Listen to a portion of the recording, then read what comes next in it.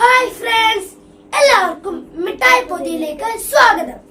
അപ്പോൾ ഇന്ന് CM kid LPയുടെ വേറൊരു എപ്പിസോഡാണ്. ഞങ്ങൾ ഇന്ന് പറയാൻ പോകുന്നത് ഹലോ ഉറക്കെപ്പാടു എന്ന് പറയുന്ന മലയാളം കേരള പാഠാവലിയിലെ പാർട്ട് 1 പുസ്തകത്തിലെ ഒരു ചാപ്റ്ററാണ് ഹലോ ഉറക്കെപ്പാടു. അപ്പോൾ ആ ചാപ്റ്റർ ശരിക്കും വായിച്ചതിന് ശേഷം മാത്രമേ ഈ വീഡിയോ കാണാൻ പാടുള്ളൂ. കാരണം ആ ചാപ്റ്ററുമായി അനുബന്ധിച്ചുള്ള ചോദ്യങ്ങളാണ് നമ്മൾ ഇന്ന് ഡിസ്കസ് ചെയ്യാൻ പോകുന്നത്. ഓക്കെ, അപ്പൊ നിങ്ങൾ എത്ര തവണ വായിച്ചു? 2 തവണ.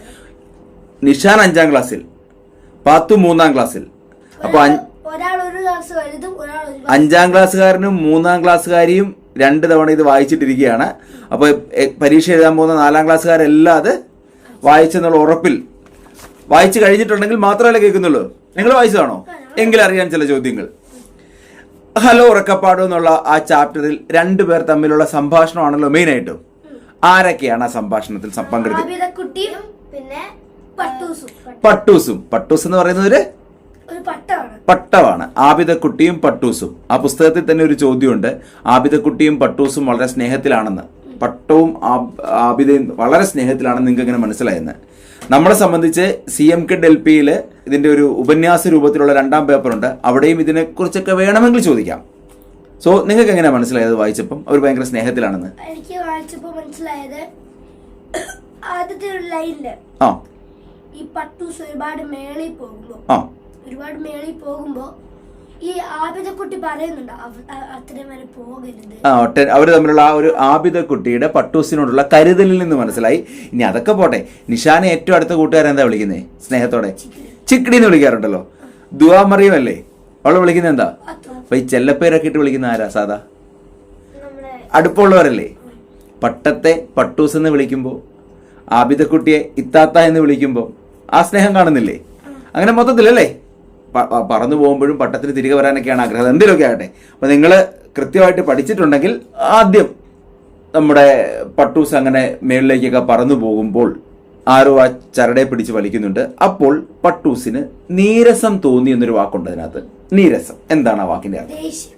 നീരസം എന്ന് പറഞ്ഞാൽ ദേഷ്യം, ഇഷ്ടക്കേട്, അനിഷ്ടം, അതൊക്കെയാണല്ലേ നീരസം. അപ്പൊ ആ വാക്കിന്റെ അർത്ഥം ഓർത്തു വെക്കണം. നീരസം എന്നുള്ളതൊരു പുതിയ വാക്കാണ്.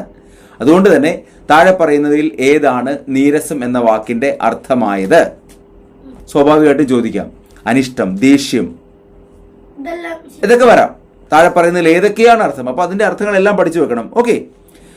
മേളിൽ പോയ പട്ടൂസ് താഴേക്ക് നോക്കിയപ്പോൾ ഒരു പൊട്ടുപോലെ ആരെയോ കണ്ടെന്ന് പറയുന്നുണ്ട്. ആരെയാ കണ്ടേ? ആബിദക്കുട്ടിയെ. നിങ്ങൾ പുസ്തകം തുറന്നു വെച്ചോ വേണമെങ്കിൽ. കാര്യം ചില കാര്യങ്ങൾ നോക്കിയിട്ടാണല്ലോ പറയണം. ഇത് ക്ലാസ് കേൾക്കുന്ന കൂട്ടുകാർ ഓർക്കേണ്ടത് നിങ്ങൾ നന്നായിട്ടാണോ വായിച്ചതെന്ന് അറിയാനുള്ളൊരു ചെറിയ ടെസ്റ്റ് മാത്രമാണിത്. ആബിദക്കുട്ടിയാണ് പട്ടൂസിന് ഉണ്ടാക്കിയത്, നിർമ്മിച്ചത്.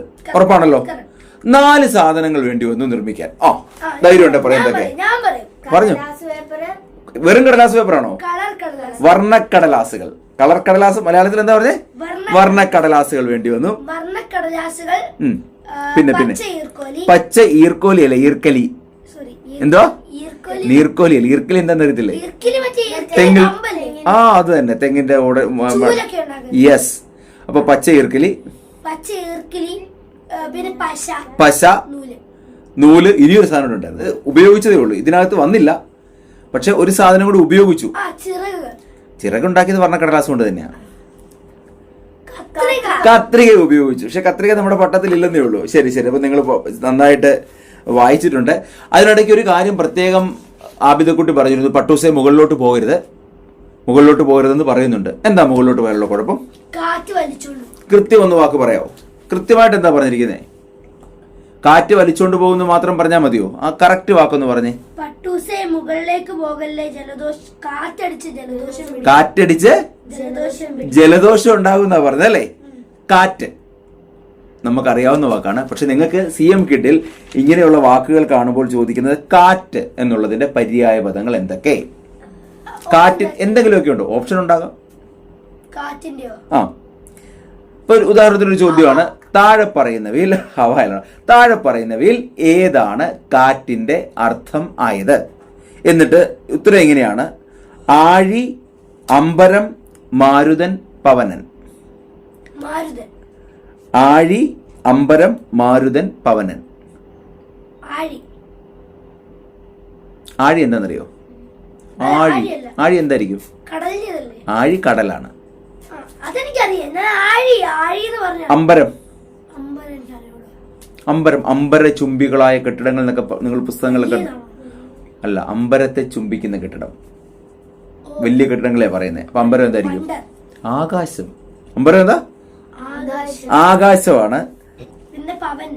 മാരുതൻ, പവനൻ, അത് രണ്ടും കാറ്റാണ്. അപ്പൊ രണ്ടുത്തരവുണ്ട്. അങ്ങനെ വരും പരീക്ഷയ്ക്ക് വരാം. അപ്പൊ ചോയ്സ് എങ്ങനെ ആയിരിക്കും? പുതിയ രീതിയിൽ വരുമ്പോൾ അങ്ങനെയൊക്കെ ചോദ്യങ്ങൾ വരാം. താഴെ പറയുന്നവയിൽ ഏതാണ് കാറ്റിന്റെ അർത്ഥമായതെന്നാണ് ചോദ്യം വരിക. അതിനകത്ത് ആഴി, അമ്പരം, അമ്പരൻ, മാരുതൻ, പവനൻ, എന്നിട്ട് ചോയ്സ് തരും. ഒന്ന് മാത്രം, 1, 2, 3, 3, 4, ഒന്നുമല്ല. കണ്ടോ? അങ്ങനെയൊക്കെ ചോയ്സ് വരുമ്പോഴാണ് നമ്മൾ അർത്ഥം അറിഞ്ഞെങ്കിലേ ഉള്ളൂ നമുക്ക് ഈ 2 എണ്ണം എടുത്തെഴുതാൻ പറ്റൂ. ആകാശവും ആകാശത്തേക്കല്ലേ പറന്നു പോയത്? പുസ്തകത്തിൽ പറയുന്നത് മാനത്തേക്ക് പറന്നു പോകല്ലേ എന്നാ പറയുന്നത്. മാനം അപ്പോൾ ആകാശമാണ്. നമ്മളൊരു വാക്ക് കണ്ടു, അമ്പരം. അപ്പം അമ്പരം, വിണ്ണ്, നഭസ്, ഗഗനം, അങ്ങനെ പല അർത്ഥങ്ങളുണ്ട്. നമുക്കൊരു കാര്യം ചെയ്യാം. ഈ ക്ലാസ് കഴിഞ്ഞാൽ ഉടനെ നമ്മുടെ വാട്സപ്പ് ഗ്രൂപ്പിലെ കൂട്ടുകാർക്ക് ഒരു അസൈൻമെന്റ് കൊടുക്കാം. ഈ ചാപ്റ്ററിൽ നിന്ന് കിട്ടിയ പുതിയ വാക്കുകളുടെ അർത്ഥങ്ങളൊക്കെ എങ്ങനെയാണെന്നുള്ളത്. നമ്മുടെ വാട്സപ്പ് ഗ്രൂപ്പിൽ, LSSന്റെ വാട്സപ്പ് ഗ്രൂപ്പിൽ അംഗമാകണമെങ്കിൽ എന്താ ചെയ്യണ്ടേ? LSSന്റെ വാട്സപ്പ് ഗ്രൂപ്പിൽ അംഗമാകണമെങ്കിൽ ഈ നമ്പർ പറയണം. ഈ നമ്പറിൽ ഗൂഗിൾ പേയിൽ 300 രൂപ അയക്കണം. 300 രൂപയാണല്ലേ? നമ്പർ പറയാമോ? 9037568344. ഓക്കെ. അപ്പോൾ അവിടെ നമ്മുടെ ഇത് കഴിഞ്ഞാൽ ഉടനെ, ഈ ക്ലാസ് കഴിഞ്ഞാൽ ഉടനെ ഈ ക്ലാസ് ഇട്ട് കൊടുത്തിട്ട് അവർക്ക് നമുക്ക് കൂടുതൽ എക്സർസൈസുകൾ കൊടുക്കാം.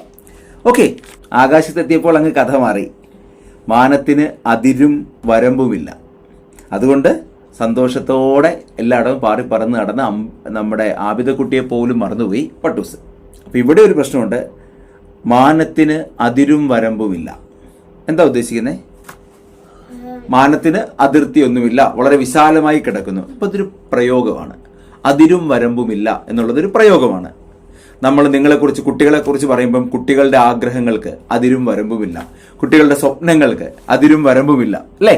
അങ്ങനെയൊക്കെ പറയാം. മാനത്തിന് അതിരും വരമ്പുമില്ല എന്ന് പറയുന്ന പോലെ അത്തരം പ്രയോഗങ്ങളും നമ്മൾ പുസ്തകങ്ങളിലുണ്ട്, ചാപ്റ്ററുകളിലുണ്ട്. LSSന് വേണ്ടി, CM കിഡ് LPക്ക് വേണ്ടി പഠിക്കുന്ന കുട്ടികൾ അതും ശ്രദ്ധിക്കണ്ടേ? ശരി ശരി.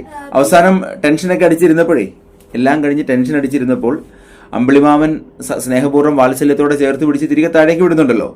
പക്ഷേ താഴേക്ക് വിടുക എന്ന് പറഞ്ഞാൽ തന്നെ പോകാൻ പറ്റിയില്ല. പട്ടൂസിന് വഴി അറിയത്തില്ലായിരുന്നു. അപ്പൊ ആരാ? അമ്പിളിയമ്മാവൻ ആരുടെ സഹായമാണ് തേടിയത്? മേടക്കാറ്റിന്റെ, കാറ്റിന്റെ സഹായത്തോടെയാണ്. കാറ്റ് പതിയെ തിരികെ പോരുന്നു. തിരികെ പോരുന്ന സമയത്ത് കാറ്റ് ഒരു പാട്ട് പാടിക്കൊടുത്തു. കാറ്റിനോട് ചോദിച്ചു ഒരു പാട്ട് പാടിത്തരാമെന്ന്. ആ പാട്ടൊന്ന് എനിക്ക് കേൾക്കണം. അല്ല, നോക്കി പറഞ്ഞാൽ മതി. ഒരു മണ്ണിൽ ജനിച്ചു നാം, ഒരു മഞ്ഞു പുതച്ചു നാം, ഒരു വെയില് നുണഞ്ഞു നാം, ഒരു ഗാനം മൂളി നാം. നമ്മളെ കുറിച്ച് എന്താ പറഞ്ഞേ? ജനിച്ചത് ഒരു മണ്ണിൽ, അല്ലേ? ഒരേ മഞ്ഞും ഒരേ വെയിലും കൊണ്ട് ഒരേ പാട്ടും പാടി നടക്കുന്നവരാണ് നമ്മളെല്ലാവരും. അതായത് എന്താ ഉദ്ദേശിക്കുന്നത്? നമ്മളെല്ലാം ഒന്നാണ്.